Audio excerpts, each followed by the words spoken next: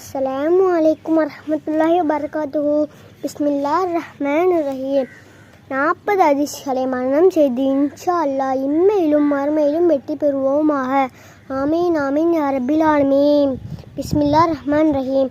இன்று நாம் காண இருக்கும் 4வது ஹதீஸ் என்னவென்றால், ஈமானை தின்றுவிடுமா?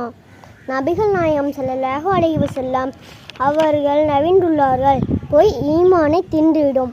விளக்கம்: ஈமான் என்பது மாபெரும் செல்வமாகும். ஈமான் இருந்தால் தான் சொர்க்கம் போக முடியும். ஆனால் அழியக்கூடிய உலக விஷயங்களுக்காக நாம் அடிக்கடி போய் கூறுகின்றோம்.